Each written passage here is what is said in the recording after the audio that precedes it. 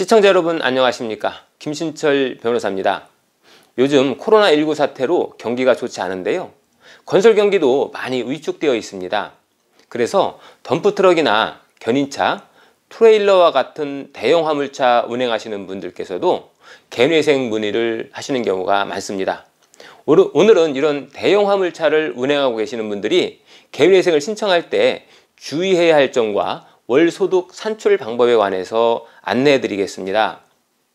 먼저 관행상 많이 행해지고 있는 지입차주의 경우입니다. 이 지입이라고 하는 것은 차량의 명의가 회사로 되어 있지만 실제 차량의 소유자는 운전자로 되어 있는 지입차주입니다. 그래서 법원에서도 이 차량의 실소유권이 지입차주에게 있다라고 보고 청산가치를 한정할 때 차량의 잔존가치를 청산가치에 산입하도록 하고 있습니다. 다만 이 대형 화물 차량의 경우에는 워낙 고가이다 보니까 대부분 차량을 담보로 제공하고 할부로 구매를 하고 계시는데요. 이런 경우에는 차량 시세에서 잔존 할부금만큼을 공제하고 그 남은 가치를 청산가치로 산정하고 있습니다.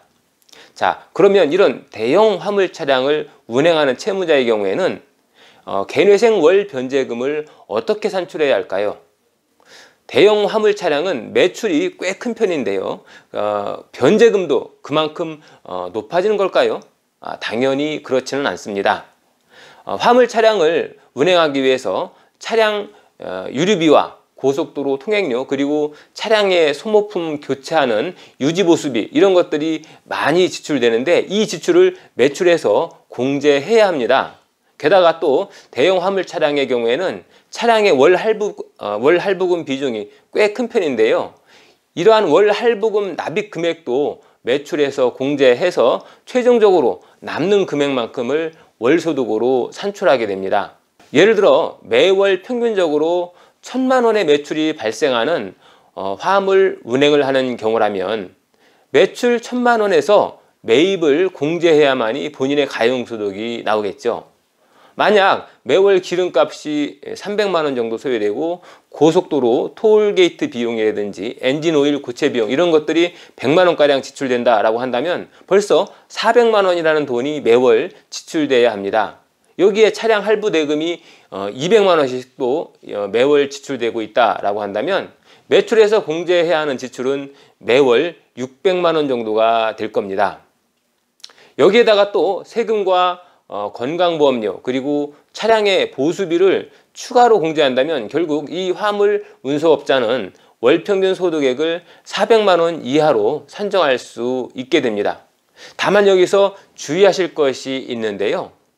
이 화물 차량의 할부금은 사실상 본인의 재산에 대한 담보 채무를 변제하는 것이어서 지출로 인정받지 못할 수가 있다는 점입니다. 만약에 채무에 비해서 변제 계획 안의 총 변제율이 너무 낮거나 도박이나 주식 또 가상화폐 같은 투기성 채무 비중이 많을 경우에는 법원에서는 이 할부금으로 지출되는 비중의 60~70%만 지출로 인정하도록 그렇게 권고를 하고 있습니다. 또 개인회생의 변제기간 종기 이전에 그러니까 개인회생의 변제기간이 끝나기 이전에 할부금이 전액 변제되는 경우에도 주의해야 할 점이 있습니다. 예를 들어서 채무자가 3년간 변제를 하는 변제기간을 짰는데 화물 차량의 할부금이 2년 후에 완납이 되는 상황이다 라고 한다면 법원에서는 할부금에 대한 지출 공제를 조정하도록 명령할 수가 있고요. 또 할부금이 종결되는 시점에서 공제되었던 할부금만큼 변제금을 상향하도록 권고하기도 합니다. 대형 화물 차량의 경우에는 일반 자영업자들에 비해서 자동차 할부금과 관련된 지출을 어떻게 산정하고 어떻게 처리하느냐 하는 것이 관건입니다. 그렇기 때문에 이 부분은 전문가의 도움을 받는 것이 좋겠습니다. 오늘은 대형 화물 차량 운송업에 종사하시는 분들께서 개인회생을 신청하실 때 주의하셔야 할 점과 소득을 산출하는 방법에 대해서 알아봤습니다.